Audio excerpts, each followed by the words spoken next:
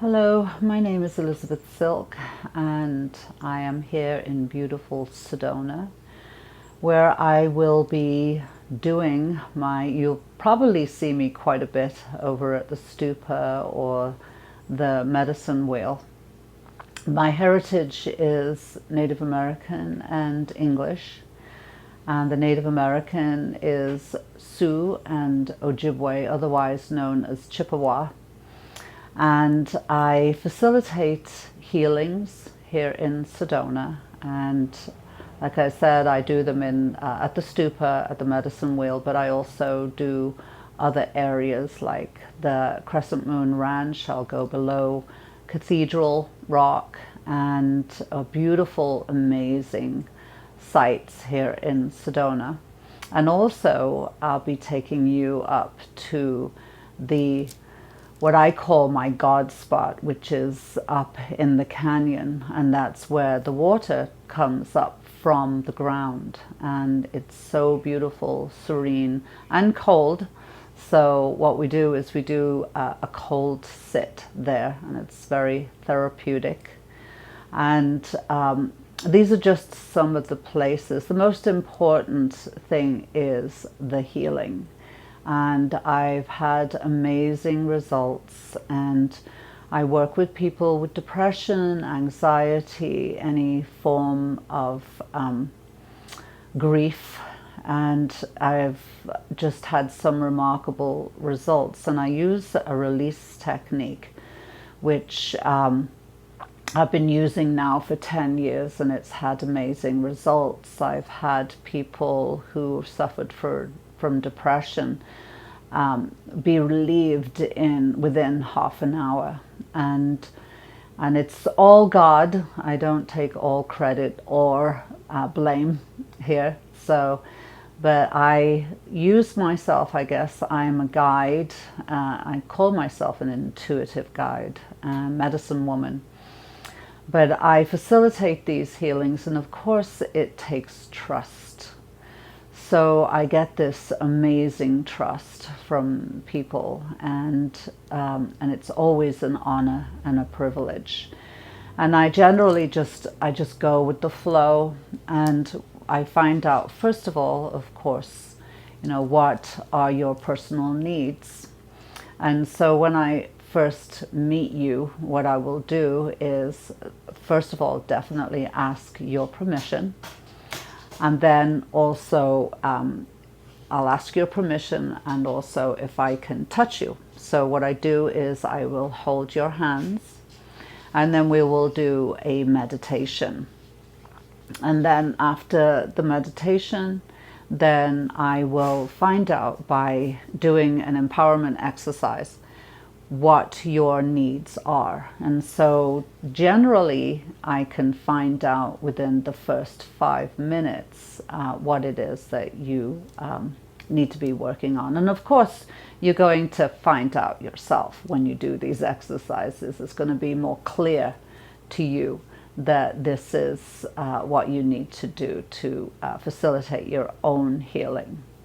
And so if there's any barriers, or, a lot of times it can be so buried deep in our unconscious mind that, we can't really see it, whether it be deep grief or unrealized trauma.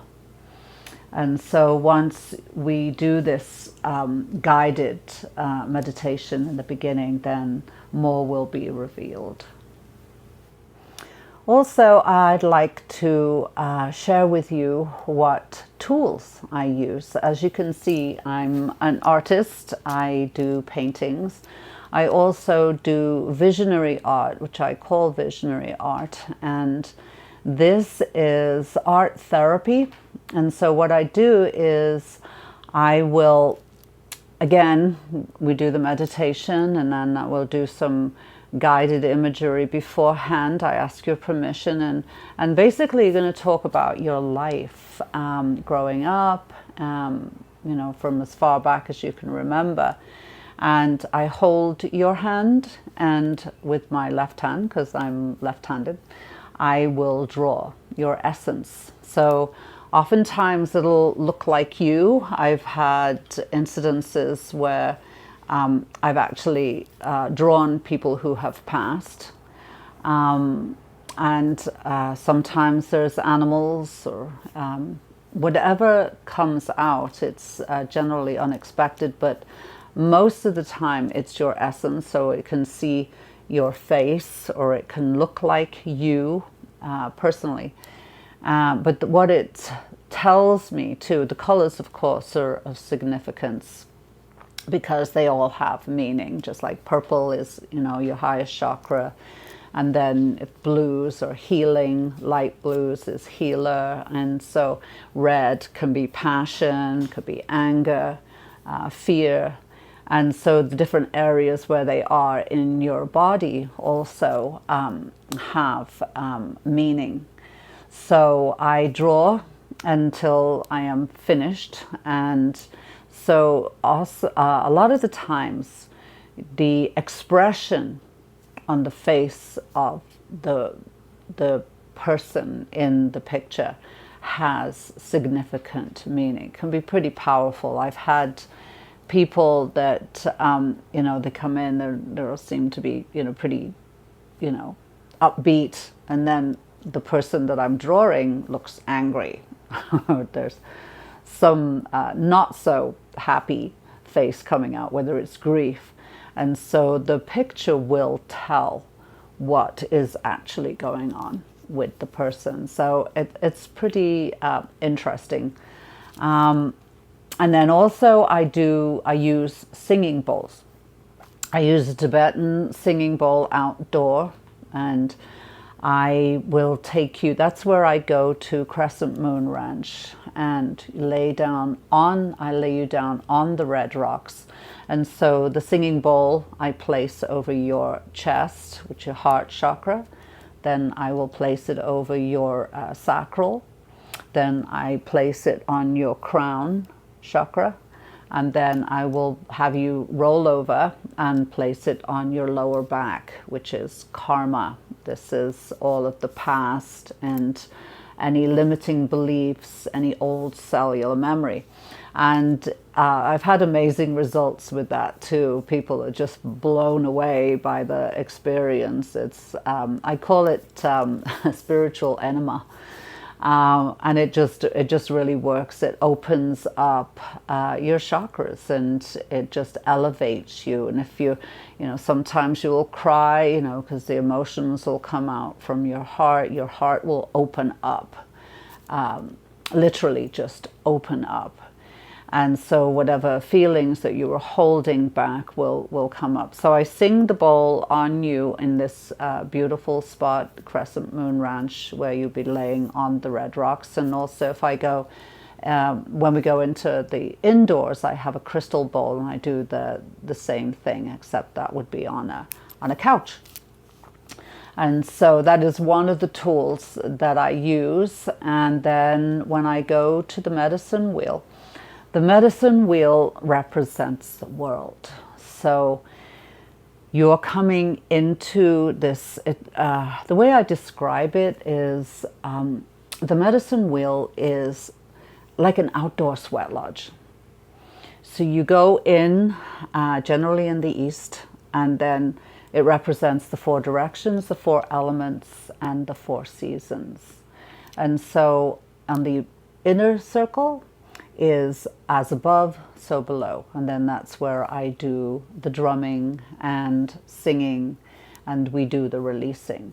So the perimeter, when we walk around, always clockwise, we start to the left, and then we stop at each direction and say a prayer of gratitude. So you give gratitude along the first circumference, and then we go inside, and that's where we let go of any resentments, any judgments, any disapproval, anger, fears, all of these things. And that's one of the things that I really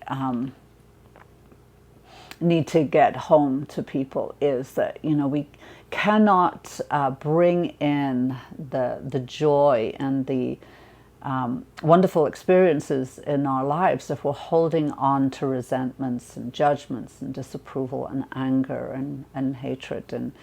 And so this is, to me, where Jesus came in. I love Jesus, and I'm not a Christian per se. However, what I believe when Jesus said, physician, heal thyself. Heal yourself is what he was saying, of judgment, disapproval, anger, hatred, resentments, all of these things. And then right after he said that, he said, you too can do these things and more. So basically, we are all healers. We all have the ability to heal one another, heal ourselves. And in order to be able to get to that place of joy, then we need to get rid of, the resentments and the judgments and the disapprovals. If you understand, I feel like, there's a lot of disapproval units running around the world. Everybody's disapproving of everybody. And so if we can turn that around and be more loving and accepting of one another, the world will be definitely a better place.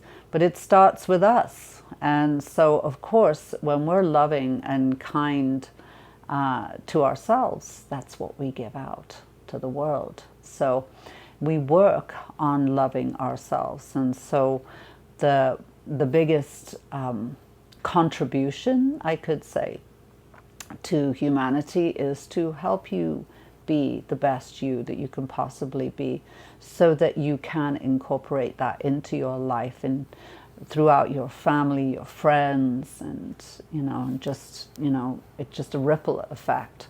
Take care of you, and then take care of the world. I always say, be kind to yourself and be kind to others.